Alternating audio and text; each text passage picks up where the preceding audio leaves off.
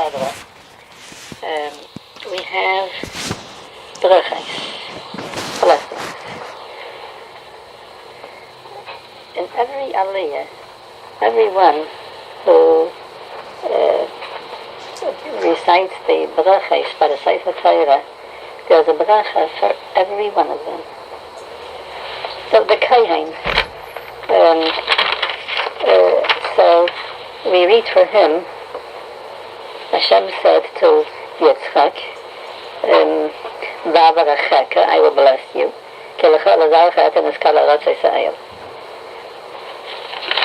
Then starts Shani, and we call up the Levi, and we read about the blessing that Yitzchak received. Yitzchak planted there. Hashem blessed him. Then we call up Shlishi. In Shlishi, we do not have the word bracha. We do not have the word bracha, the Feirish. It isn't spelled out there as a bracha, but we do have a very profound bracha. Hashem lanu, has given us wideness. It means He has blessed us with spaciousness. And we shall prosper in the land. This is a blessing. Chaviyi, Rabbeinu Shalom says, I will bless you. And Chaviyi finishes off, Ata Baruch Hashem, you are blessed. In Chamishi. So we have that Yitzchak told Esav, bring me delicacies, so that I shall bless you. And Chamishi finishes off that Yitzchak was aware that the scent of Gan Eden came in with Yankov, and he blessed him. In Shishi, we have the blessing. And it finishes off in the Varachecha Baruch. Those who bless you are blessed. That's in Shishi. In Shviyi, we have Vayar Esav Kibayrach Yitzchak es Yankov. That Yitzchak blessed Yankov. So every one of them, every aliyah today in Parshas toldot has a blessing.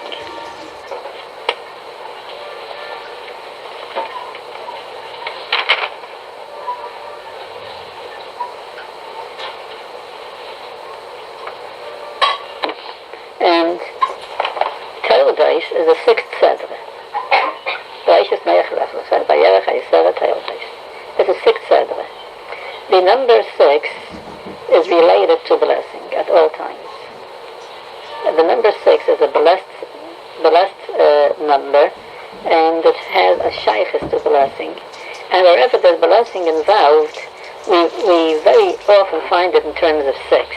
Like when the Jews were blessed in Mitzrayim with an abundance of children, they had 6 children at a time. Blessing is 6. The 6th of the Ushpizin is Yosef. And Yosef is the one whose blessing is doubled. He has 2 Shvatim came out of him rather than 1, like all the other Shvatim. In fact, the root of the word blessing, Baruch, to bless, is always a doubling. Because Aleph means 1. Base is a doubling. Base is 2. In other words, from 1 we have 2. A chaf is also the same thing, except that it's in 2 digits. Chaf is 20. A reish is also the same thing, except that it's in 3 digits. A reish is 200. So Baruch to bless is 2, and 20, and 200. This is the root of the word Bracha, to bless. And Yosef had that. He had 2 Shvatim rather than 1. And he is a blessing. And therefore, it is, by Hasidim, it's accepted that the most important aliyah, which they usually give the Rabbanim or the Rebbes, is Shishi, the 6th aliyah, because that's the aliyah of blessing. And those of you who spent Simchas Torah and Emunas Yisrael probably have noticed that the hakafa on which we put more emphasis on than any other hakafa is the sixth hakafa. That's when all the simcha and the dancing and the being jolly, that's all during the sixth hakafa. Because the sixth contains blessing. And toldot, being the sixth hakafa, the sixth sedra, refers to blessing of children, and the name of the sedra is toldot, children. And so every alia has a blessing there. I've counted how many times we have the word barכה or barach, or any word which comes from the root of barכה in toldot, and there are 32, which is an enormous number for one sedra. The whole sedra is just full of blessing. And when we are approaching this Shabbos parsha, toldot, we should endeavor to make ourselves a receptacle fitting for the blessing of the sedra, the blessings of the sedra. You know, sometimes a person can take in a lot in himself and he has nothing because he has a hole in his pocket. And so, for the acceptance of brachas, we need shleimus. There should be no hole. It should be complete. And therefore, the last bracha of Shemini Esrei, of the 18 brachas, is shalom. Because shalom is a keli. That's how the last Mishnah in Mishnayos ends off.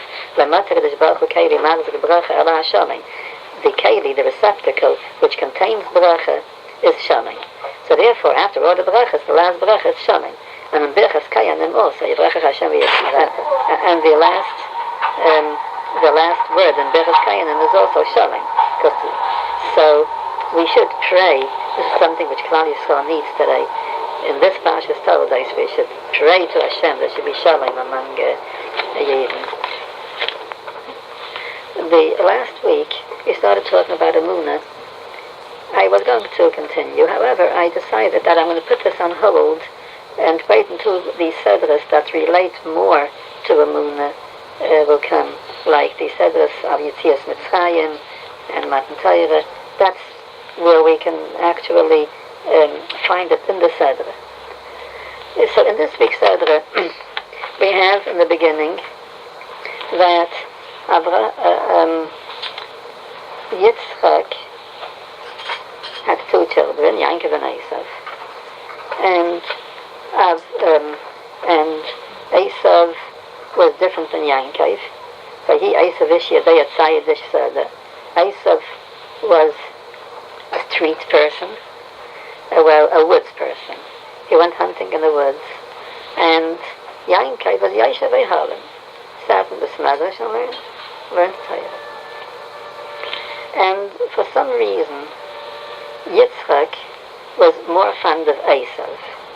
Vayehav Yitzchak es Esav kitzayit b'fiv. Yitzchak loved Esav. He was fond of Esav. Kitzayit b'fiv, because hunting is in his mouth. And Rashi says tzayit b'fiv means that he deceived his father, just like a hunter tricks an animal into the net, into the trap. So tzayit b'fiv, he just like hunted his father and got him into his net. And Yankov, and the Onkelos says kitzayit b'fiv v'ray mitzayidei havi achel, because why was Yitzchak fond of Esav? Because he ate from his hunting. Esav went hunting, and he brought venison or whatever it was to Yitzchak for his food, and Yitzchak enjoyed that food, and therefore he was very fond of Esav. And, well, that's difficult to understand. That Yitzchak, the revered Yitzchak, should be fond of Esav and give him preference over Yaakov because he brings him a steak. I can't buy that. I can't accept that. And so what does Onkelos mean with Kitzayit B'fiv? And what does it mean that Esav manipulated Yitzchak, according to Rashi's Pshat, he manipulated Yitzchak and he hunted him.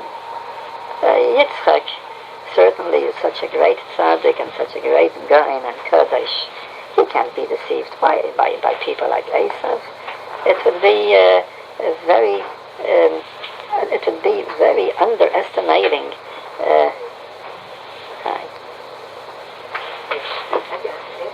Sure. It would be a gross underestimation of Yitzchak that Esav would be able to manipulate him.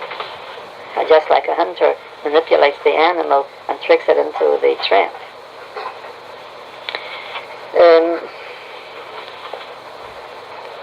And the same thing we have was when Yankov received the brachas from Yitzchak.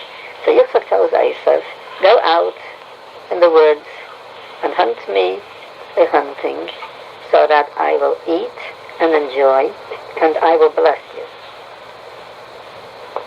And he can't bless him without eating and enjoying first. And this is the reward of Esav, because you gave me a good dish to enjoy. That's why you received the brachas in favor of Yankov, the real true tzaddik. And so we see a repetition of the same thing by the brachas. But let's go first back to the beginning of the Seder. In the beginning of the Seder, Yankov receives the Bechayra, the benefits of being firstborn. He bought it off Esav for bread and a plate of lentils, of cooked lentils. And what happened was that day Avraham Avinu was Nisra. Avraham Avinu died that day, like the Medrash and Rashi tell us. And Avraham Avinu, being that he passed away that day, and it's customary that the first meal which the mourners eat is not from their own home. Somebody brings them. So therefore, Yankov brought Yitzchak something to eat. And it's customary that this particular food, which is prepared for the mourner, is something which has the character of mourning. So he brought him lentils, which are round. Something which is round relate to mourning. And that's why by the Seder dish we have the egg, the round egg, because we mourn about the destruction of the Beis HaMikdash. Because whenever, on whichever day of the week, the first day of Pesach falls, that's when Tisha B'Av will fall. Like last year, it was on Shabbos. The first day of Pesach was Shabbos, so Tisha B'Av also came out of Shabbos. And of course, we pushed it off for Sunday, because on Shabbos we don't fast. But that's why we eat egg, and we have it on the Seder dish. So this is the kind of food that Yankov prepared for his grandfather's morning time. And this was the first seudah, the first meal that Yitzchak ate. And Esav came from the field, and he was hungry, he was starving. But Rashi says that Ayef means that he did 5 Averas that day. Among his Averas was murder. He killed Nimrod because he coveted the suit which Nimrod was wearing, which was the suit which Hashem has made for Adam Rishon when he needed clothing. And this was a suit of clothing that Nimrod was wearing, and Esav wanted that because it would have helped him in attracting the animals to himself. It was a very enticing suit, so it would make his hunting more easy. And he killed Nimrod, and for that reason. So, besides, that day, Esav expressed his disbelief in Tchias HaMeisim, that the dead will arise when the time comes and will become alive again. And this is one of the 13 ikrim, the 13 roots of belief, and which we recite on Simchas Torah, if you remember. And the last one is Ani Mamed Amunah Shvaima, I believe with a perfect faith.